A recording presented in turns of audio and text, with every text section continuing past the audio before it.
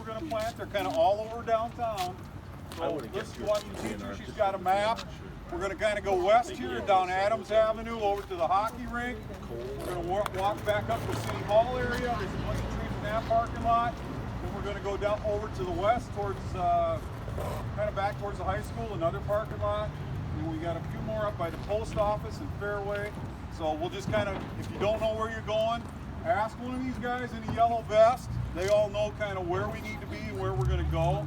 If you got any questions on what you need to do or where to go, ask one of those guys. They all pretty much know what we're doing, where we're going. Okay, first thing we're going to do is we're going to plant this tree.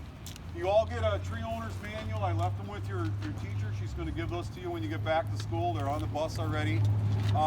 Mary over here in the purple, she's got some vests and stuff for you guys to throw on. So after the demo, grab a vest because we're going to be working where there's a lot of traffic and a lot of cars moving. We don't want anybody hurt. That's the first thing. So we want to be safe. Crossing the street and the highway, there's no traffic control coming from the north. So everybody pay attention when you're talking or crossing. Nobody on their cell phones. Everybody hearing me? Okay, so nobody on cell phones. Good luck with that one, Bob. Pay attention to what you're doing with traffic. They don't look for you. Okay, we work in the street all the time, and we always got to kind of have somebody watching because they don't pay attention to what they're driving. They're on their phones. They're not paying attention, so just be careful. Kyle's kind of weird, but whatever. So, okay, so we're going to start out. We're just going to start off planting the tree here. We dug all the holes, so all the holes should be dug, so they should be ready to go. So we got an oak tree here we're going to start with. And the first thing I like to do is just get it out of the pot. Most of these are pretty small, but we have some that are bigger as we go. And sometimes they're hard to get out of the pot. Usually you just got to lay them on the side, kind of beat on the pot a little bit. Oh, sorry. And they should pull right out of there. This one, it feels like it's going to fall apart. So I want to get it close to the hole so that we're not leaving the dirt where it is. Kind of pull it out. You want to look at the root ball. Some of these you got to break up the roots and so you get like a bad haircut. So the roots will grow out. Some of the pots, the roots are wrapped around and around and around in the pot because they've been in the pot so long.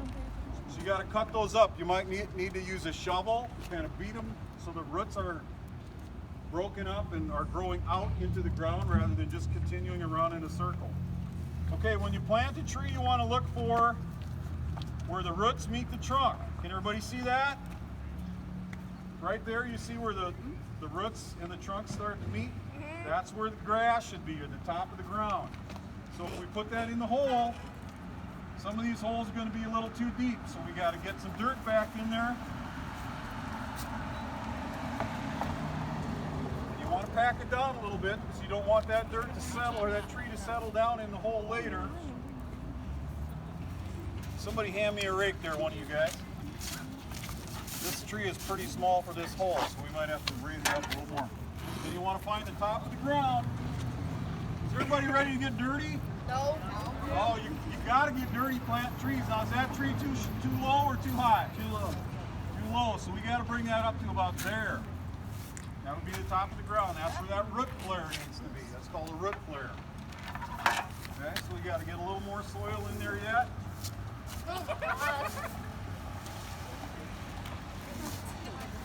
You can ask the lady from the DNR, but it's better to have a tree too shallow than too deep. If it's too deep, the roots start losing. They have to have air, so if they get too deep, they get choked off and don't want to grow. Shut up. Okay, so I'm getting closer. I started with a really poor root ball here, guys. This is really falling apart. I really got to get it up higher. Now we're not going to stake anything today. We'll come back and stake if we see something falling down. I should have started with a different tree. This was such a small root ball. Sorry about this, Emma. It's all good. You're doing great. Holes didn't need to be so deep, but some of these root balls are falling apart. Jimmy! I think we're pretty close. I think I'll go with that. Okay, and then once you get that tree in the hole, we'll start kicking the dirt in around it, not the sod. We don't want the grass fighting the tree for water and nutrients. Kick the sod to the side.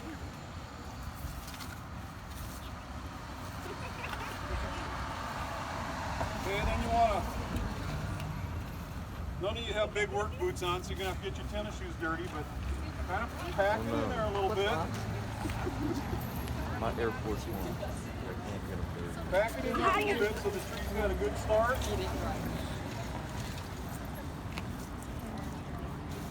Kind of look to see that the tree's kind of straight. You should take off all the stakes and you should take off all the stakes and the straps and all that stuff. I like to leave them on for a few months so that people walking by will look at the tree, they can see what kind of tree it is. And then I got guys that water all year long, so they take that stuff off later as they go, because I know you recommend taking them off, but we leave them for a while. Okay, once we get that tree in the ground, and we get it kind of secure, then you can either mulch or water. I generally mulch first, and then I water later. Again, I got a guy that comes around about twice a week and waters these trees after we get them in the ground, so they get pretty good water. Okay? Now with the mulch, you want the mulch to go out. This is called the drip line of the tree, where the branch is in. That's a drip line. So you want the mulch at least out that far, if not a little further. Okay? And you want the mulch about a stick. Everybody hold their hand up like this. Okay, you want the mulch about as thick as your fingers, your 4 fingers. That's how deep you want the mulch, about 2 to 4 inches. Some of us will be a little bigger than others. I've got bigger hands than you do, you know, everybody's different. So about a 2 to 4 inch range. And again, you don't want to pile that mulch around that root flare. So where that root ball comes together and that trunk comes together, you want to leave that open because you want that root system to have air.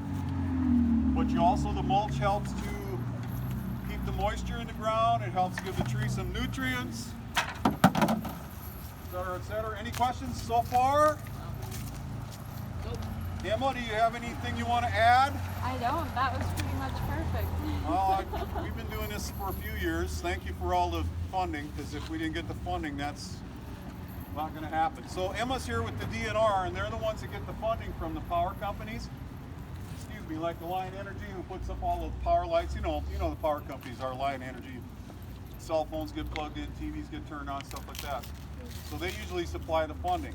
Now, I don't know if that's going to continue, but the city's also supplying a bunch of funding for this too. So we're planting trees, so you guys as youngsters, and my grandkids and my kids all have trees, because we cut a lot of them down too.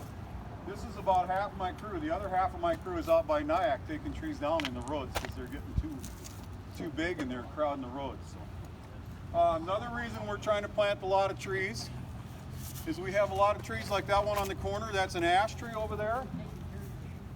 And the ash trees have got a bug called an emerald ash borer.